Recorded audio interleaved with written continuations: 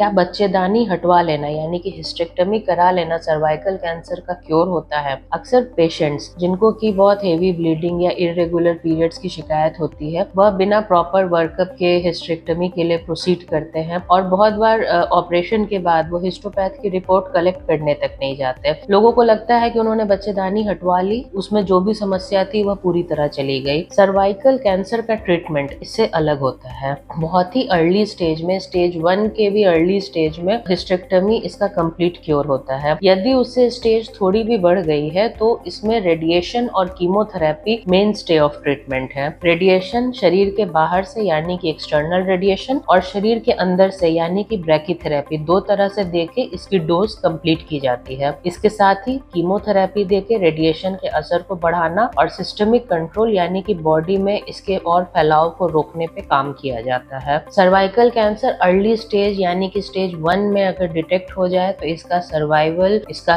Cure rate 90% से ज्यादा यानी 90% से ज्यादा होता है। स्टेज बढ़ने पर, स्टेज 2-3 होने पर भी 90 से घट के यह 60% तक मरीज ठीक हो सकते हैं पूरे, जो कि और बीमारी की अपेक्षा काफी अधिक है। लेकिन यदि यह बीमारी स्टेज 4 हो जाती है तो इसका ठीक होने की जो चांसेस है वो कम होकर 20% हो जाती है। इसीलिए बहुत जरूरी है कि अर्ली स्टेज में डिटेक्ट हो। इसके डिटेक्शन के लिए बहुत सारे स्क्रीनिंग प्रोग्राम्स चल रहे हैं, पैप स्मीयर्स होती है। तो अर्ली स्टेज में यदि इस बीमारी का पता चलता है तो सही समय पे ट्रीटमेंट से बढ़ें, सही इलाज कराएं, सही जानकारी रखें कि सर्जरी, कीमोथेरेपी और रेडिएशन थेरेपी इसमें से क्या होगी, कितनी होगी और कहाँ तक हमें इलाज पे जाना है। इलाज पूरा करा के समय समय पे फॉलो अप कराते रहें, क्योंकि यह एक ऐसी बीमारी है जो पूरी तरह से कंट्रोल हो सकती है, पूरी तरह से ठीक हो सकती है। तो सतर्क रह के हम लोग इस बीमारी का सही समय पे इलाज कराएं।